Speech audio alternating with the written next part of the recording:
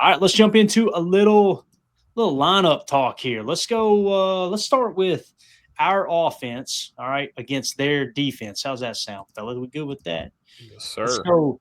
11 personnel. Boy, a little bit of green on this screen. Well, look at here. Okay, all right. So our 11 personnel, 3 wide receiver sets. Right, 1 running back, 1 tight end, 3 wides. This is how we look. Let's start with the quarterback. Jordan Love, the 3rd highest graded quarterback in the league right now at an 87.3, absolutely lighting it up. Right beside him in the backfield is Josh Jacobs with an 82.1. That's the 6th highest graded running back. Of course, we love Emmanuel Wilson coming out of the bullpen there as well. So obviously, that's probably two of the most important parts of this offense. Now, when we focus on the front 5 against their front 4, from left to right, Rasheed Walker, 66.6, Banks, 58, Ryan, 57. Belton is grading out a 41. This will be his 2nd start, right? Or will it be his 3rd? You guys remind me. Was it 2nd or 3rd? He was getting reps 2 games ago, but I think this last game was his start.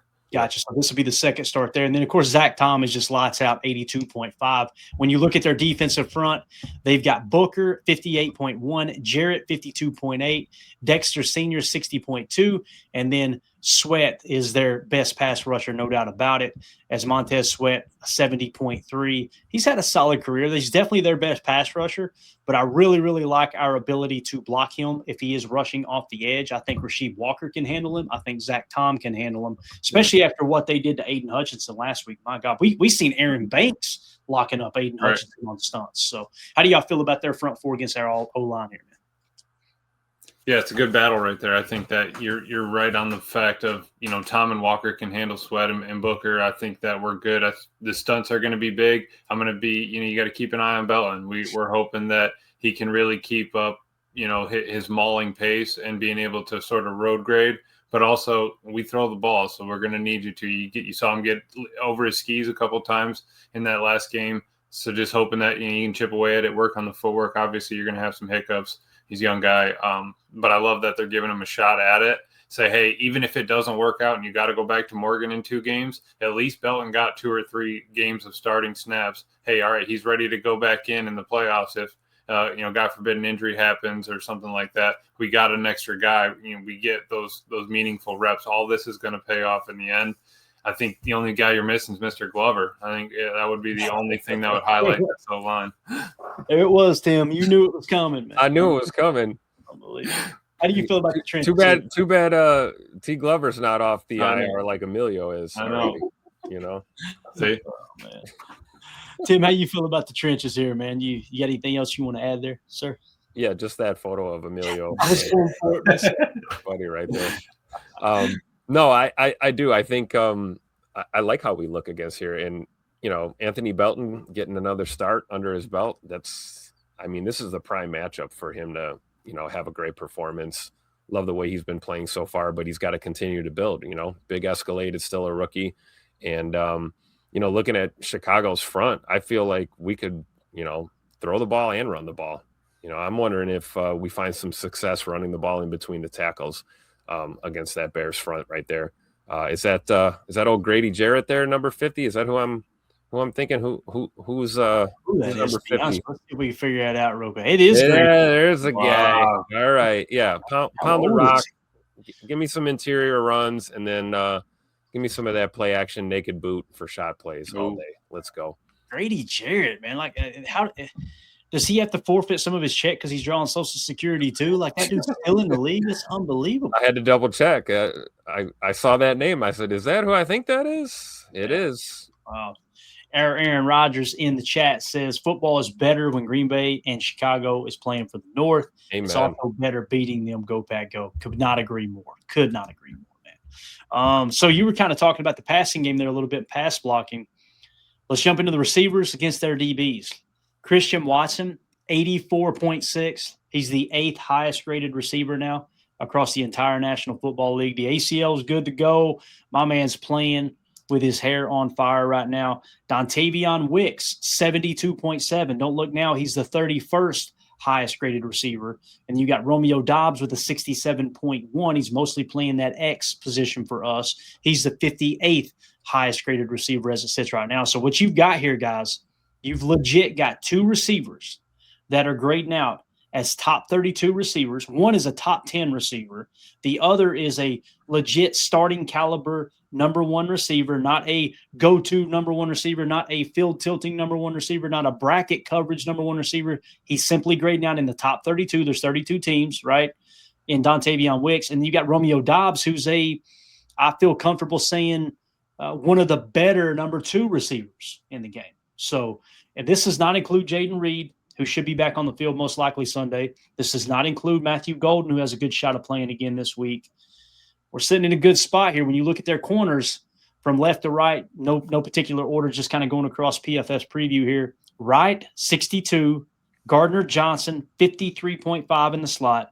Jalen Johnson, 58. Now, he's coming back from an injury. Jalen Johnson, good corner. Even better dude. Shout out to Jalen Johnson for, obviously praying over Christian Watson when he tore his ACL against the Bears last year. Nothing but a class act with Jalen Johnson. Come Sunday, I hope they embarrass him. But just got to acknowledge the fact that Jalen Johnson's a great guy and how he handled that whole situation. But this cornerback room, guys, along with the safeties, when you look at their safeties, Byard is playing really good football, 79.9. He has his entire career, former 3rd-round pick. They're out of Middle Tennessee. How about that, Emilio? Come on, man.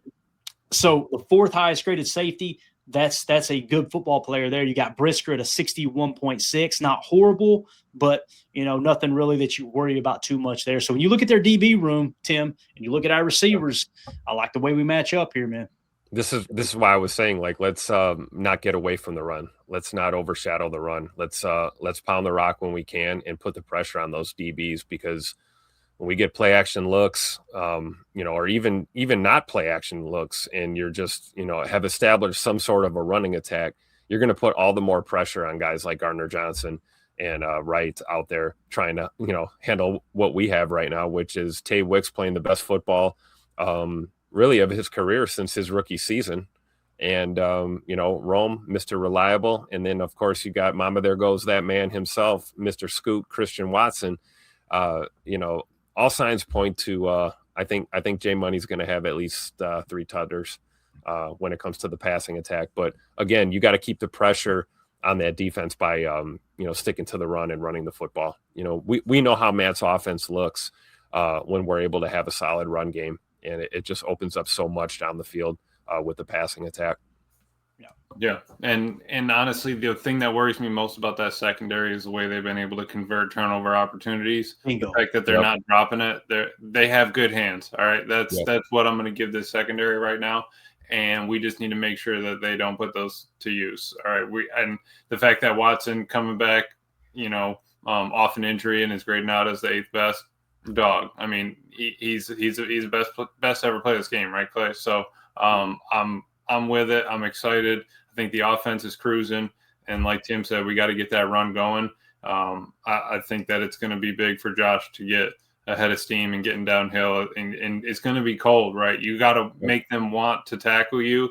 You get Josh running downhill, you get him, feeding the spoon. I think that he's ready to roll. Yeah. Coach Lynn asked a great question. Is Wicks a go-to type wide receiver to y'all after last week's game? This is how I feel, and I don't want to speak for anybody else, and this in no way, shape, or form is meant to be shade toward any other receiver on the Packers roster.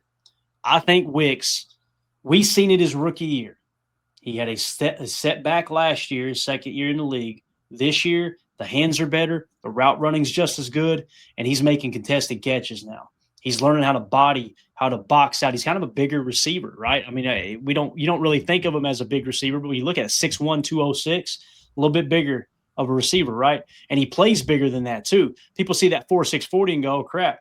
It don't matter when you're playing underneath. I mean, you've seen him beat Brian Branch and a great hands catch with one damn shoe on, right? Like Wicks, I feel like Wicks personally is the 3rd best receiver on this team behind Watson and Jaden Reed. I would still probably put Jaden Reed above Watson until we see Reed come back. And if Reed comes back and Watson's still performing outside of his mind like he is right now, and Jaden Reed kind of falls into that number 2 role, I think Wicks is that number 3 receiver. Now, you've got a position here where we've watched the tape, and what you end up seeing is you've seen Watson, Wicks, and Golden play all 3 positions. Romeo mostly plays X, but we've seen him in the F while they were putting Golden in the X from time to time in their 11 personnel. So you've got 3 receivers that are under contract next year: Christian Watson, Dontavion Wicks, and Matthew Golden, who now can play all 3 positions. Watson is ideally your field Z, your speed Z to take the top off, right? Matthew Golden, in my opinion, is perfect for a boundary X position. He's got strong hands. He's just really, really good at catching the football. He's quick twitch. He's also got the speed to take the top off the defense that maybe Romeo doesn't have in the X position. I think that's why they tried to work him in over there to try to get some shot plays at the boundary X spot. Because typically with boundary X, if you go middle field close, that post safety has got to shade toward the field side, the wide side of the field, and now typically give you a chance to take shot plays to a speed demon in the X spot. That's something that's been missing, I feel like, in this Packers offense. Now, the downside of that, Dobbs, I don't know if he's got stronger hands or better hands than Matthew Golden, but anybody who says that Dobbs does, it's hard for me to argue with that. Dobbs is a great hands catcher, right? But it's a good problem to have, man. You got, if we talking about Savion, like Savion went out there on 1 foot and made a game, basically a game saving catch on a 3rd and long where he mossed a dude, where he, playing on one leg. So he's a grown ass man now. And he is. That's right. He is. So go to Mike Witt here. I hate that these are so big that it's covering y'all up, man. I don't know what stream yours doing. I had to put everything back in the system anyway. There you go, Emilio. Raise up a little bit, Emilio. Look at you. It looks like that selfie you had with Travis Glover. Put your arms around it, Emilio. Hug it. Just embrace it, man. There it is. All right, Mike Witt with the super chat. Thank you, buddy. He says, "Howdy, boys. While I don't think Matt thinks about Ben Johnson's comments, but I hope Micah and Rashawn have that defense pissed. 3 sacks for one Sunday, talking about number 1 Micah Parsons." Amen to that. I think that's what's going on behind the scenes. That's the vibe I got from Micah in his comments about being disrespected. So thank you for that super chat, Mike. We appreciate you. All right. Anything else on offense, guys? Anything else y'all want to look at here? Maybe let's look at the linebackers. I apologize. Edwards, 75.1. That's their best linebacker. TJ Edwards playing really good football. Obviously, solid football player there. And on the other side, they are missing their other starting linebacker. So they got Noah Sewell in here, and he has been cheeks this year. 41.3. Last year was minimal snaps at a 30.8. So just not playing good football, just to be quite frank about it. So when you look at their linebacking core, Edwards solid in the middle. They don't really have a dominant interior pass rusher. They really don't have a dominant outside pass rusher either. So they're weak up front, right? This spells that we should be able to run the football on the Bears. And when we looked at the rankings, right, first of all, sack percentage, they are ranked 24th in sack percentage, 5.79%. So they do not – that is actually – that puts them in the 24th spot. So they are not good at generating sacks. And then when you look at the rush defense, their yards per rush attempt allowed, Chicago is currently ranked 30th, allowing 5.2 yards per rush. Emilio, 17-degree temperature, drops are going to be an issue on Sunday. Like Tim said, run the damn football at the Chicago Bears defense. Don't be afraid to pass. They want to load the box, eat them up. But let's stick with the run here, I believe, man. Yeah, I think that's all what you need to. I think Matt needs to let him, branch out a little bit. Maybe look at a stretch or two. Maybe get yourself, into some other looks. You're going to use Kennard, bring in that 70, see what happens. You just got to pick and choose. Control the ball, control the opportunity. When we were looking at those numbers, they have 72 offensive plays a game, something like that. And if you don't give him that many opportunities, how many times is Caleb going to have it? You give him less opportunities, he's going to feel pressured, a little bit more hurried. Hey, I got to make something happen on this drive. We're not getting a lot of opportunities, a lot of chances. I need to make something happen. You get a mistake, right? So I think you want to control the clock, control the game. We're probably not going to be spinning it all over the yard. I think Jordan's definitely going to get his. And, we have a good receiving core, like Steno was saying. Great problem to have, everybody coming back and them all playing this well. But, I think you're right. We really do need to just stick to the run. Let Emmanuel get him hot. If Marshawn's ready for a carry or two, sprinkle it in there. Chris Brooks. But I'd say we probably got to be around 30 carries, 25, 30 carries this game. I agree with that 100%.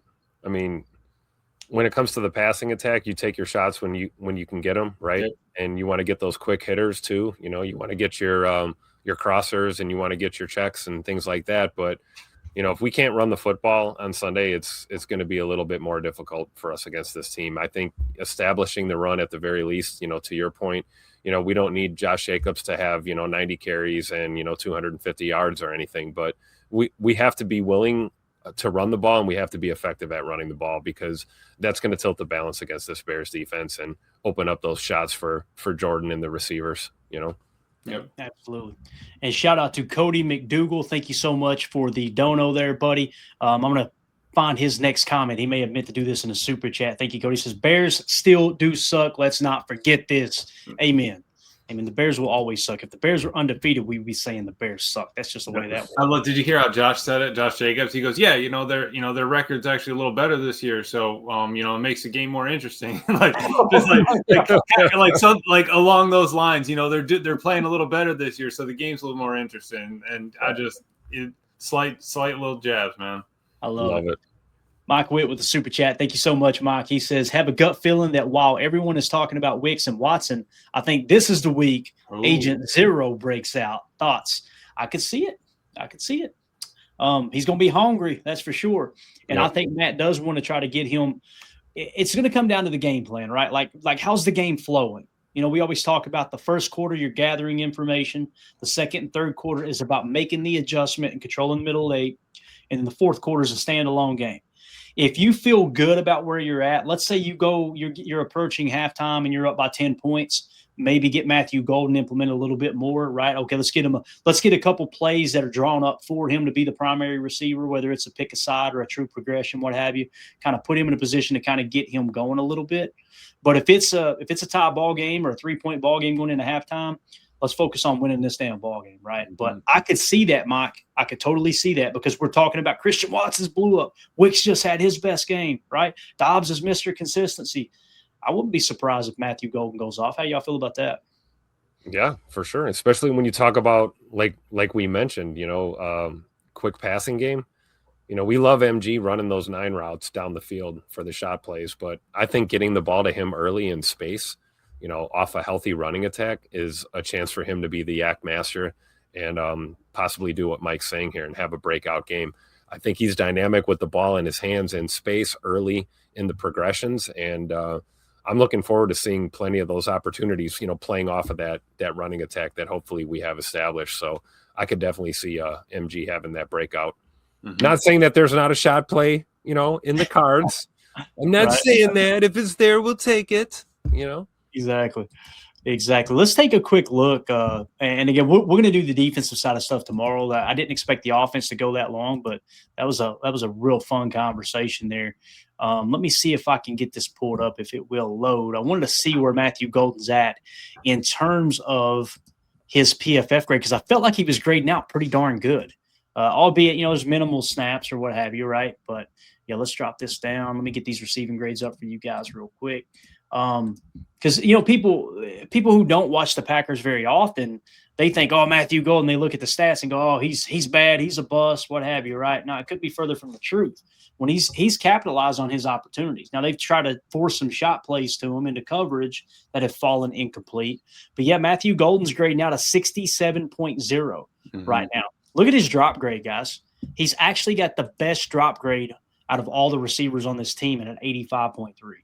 So that shows up on tape. He's also protecting the football. He's got the best fumble grade at 80.5, and his receiving grade is a 67.7, given his overall PFF grade as a 67, which we always say is for rookie grades out in the 60s or higher. It's a good indicator they're going to be a good pro. So, yeah. Plus 67 is a heck of a lot higher than 65%. 65%. That's what Mandy said it the other day. We were downstairs doing something, and the number 65 got brought up. And before I didn't even cross my mind. She turned around she put her hands like that too. She went 65%. So damn proud of this girl. Could not have married up anybody. I love it. Yeah, and I agree what Nicholas says here. Thank you for the super chat, Mike. Nicholas says Golden is legit, just needs to stay healthy. Amen. That's it, right? Yeah. And it's so cool that he might have been playing if this was down the stretch or in the playoffs, right? Like if it was like a we got to have it game and maybe the other receivers are banged up. I love the fact that you got all these guys, Jaden Reed coming back, Christian Watson, Dontavion Wicks, Romeo Dobbs, Matthew Golden, Savion when he's healthy, Malik Heath. I feel good about Malik being out there. Mm-hmm. You know, feels really, really good with the position. And just at the right time, right? You know, tough that we lost Tucker, but you get all these other opportunities with these other wide receivers. We were talking. I've been calling for 5 wide receiver sets here for a long time now. Spread it out. Let Jordan, let these guys go. Win some routes. But it is a good problem to have. Tough that you don't have your number 1 tight end, but you have all these opportunities and players on the out wide that you can get the ball to that have skill.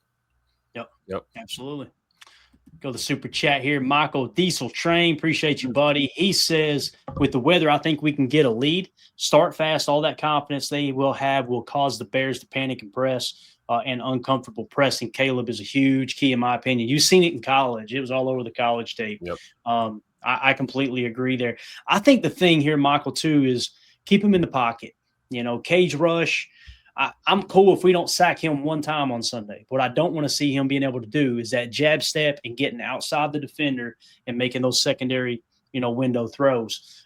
Keep him in the pocket. First and foremost, focus on stopping their run. They are damn good at running the football. I mean, damn good at running the football. They got 2 backs that are legit top 10 running backs, in my opinion. That's Monangai and DeAndre Swift. Now, they revamped that offensive line. They got Tooney up there. They got Dahlman at center, arguably one of the best centers in the game right now.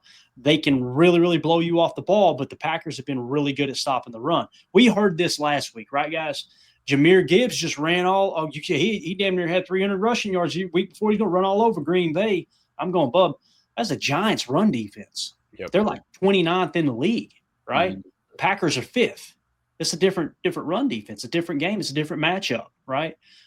So, yeah, I feel good about stop the run, make Caleb play quarterback from within the pocket, and I think you're going to have a really good shot of winning this ball game, Michael. But you guys got anything you want to add to his super chat there? Anything at all?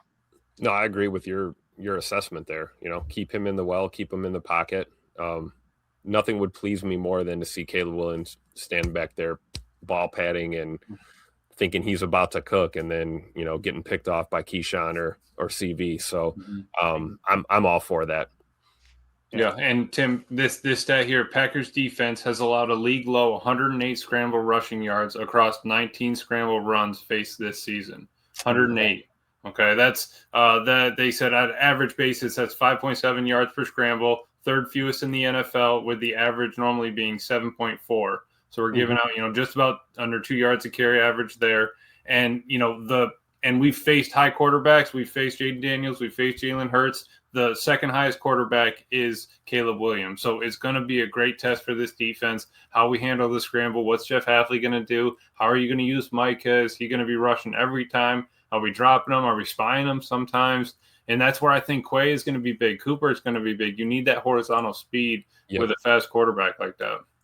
Yeah. That's a great point. We talked about that with McDuffie being your north and south guy and Quay being that east and west guy.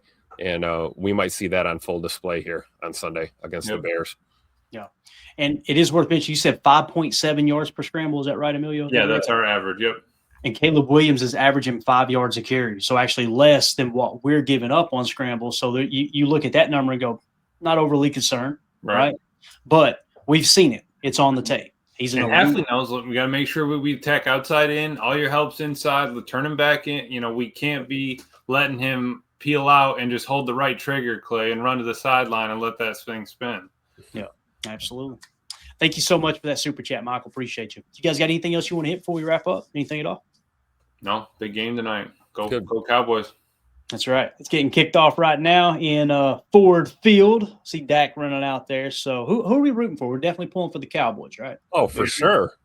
Detroit that second L at home real quick, They got the worst record, right? The worser. There you go. Record. Then obviously the Lions. So, yeah, let's go out there and smack the Lions and drive them down a little bit. And we'll give an updated look at the playoff hunt tomorrow for sure. We'll dive into that. Yeah, it's like I think they were saying it's the biggest swing of any game this season so far for playoff hopes. It's like a 40-point swing for either team. So, wow. Yeah, so this playoffs. Money. this is a playoff game essentially, right? Yeah, absolutely. All right, that's it. We know we'll get updates throughout the night from Emilio on the text thread, right? Oh, dude, you guys have no idea. Like, and I know I'm going to lose a little bit of my Packers cred here, but I find myself when they're not playing the Packers, I find myself kind of catering toward certain teams that when they're good, it's good for the league. And like when Coach Mike was down there with Dallas, they wasn't playing the Packers. I found myself kind of rooting for them, and now all of us knowing that Emilio's dad, S.A., is a Cowboys fan, we text more during Cowboys games than we do during Packer games, right? Yeah, Kenny's out there. Look at Kenny. Quinn's doing it, and you just see it. It's fun to watch another team from a different point of view, right? You're not watching it to scout it or anything. You're watching it for football and just take your eyes off here and there. Yep. Yeah, and as Chris says, right, Kenny Skylark Clark. That's another reason to root for him, right? Kenny Clark, obviously, absolutely great Packer for so long. So it's going to be a lot of fun. It's just when there's a big play, somebody will text in the text thread in all caps and long, SA! So, all right, we're out of here, guys. Appreciate y'all hanging out with us so much. And listen, thank y'all for tuning in to the random streams we've got throughout the day and just kind of being a little bit flexible there. I'm always blown away at how many people jump in. But if you guys like this type of content, and this was your first time tuning into PTA tonight, thank you for making us a part of your evening. Make sure you hit subscribe, click that bell icon so you're notified when we go live. Everybody, please, please, please smash that like button so we can continue to climb in the algorithm. We're on the march to 7,000 subs, and it's picking up steam big time. So I think that once we get this algorithm cranked out and we keep moving in the right direction, if everybody who watched this stream, right, that watched our videos, say over the course of the last month, if everybody just hit sub, we would be over 20,000 subs. We've got like 22,000 people that continue to watch the channel. They come back, but we got less than 7,000 subs. And again, I do the same thing. I've got people I watch all the time and I forget to sub to their channel. So just take a quick second, hit that sub. We greatly appreciate it. So that's it, guys. Let's go watch the Cowboys take care of business against the Lions here. We'll be back tomorrow, multiple streams to give you guys. Tomorrow night, we'll plan on – it's Friday night, right? Tomorrow night, we'll plan on doing the PFF preview, our defense against their offense. That's going to be a fun one because, again, they got a good running game. Caleb and that passing offense is pretty darn good too, right? Yeah. It's just Caleb's dragging it down, which is hilarious. When you look at their yards per pass attempt, they've actually been pretty decent there as well. So, all right, that's it, guys. We'll see y'all tomorrow. Thank y'all so much. Hit that like button for us. As always, let's go out and be the change we want to see in the world and go Pack Go. Here we go. We're out. Bye, guys.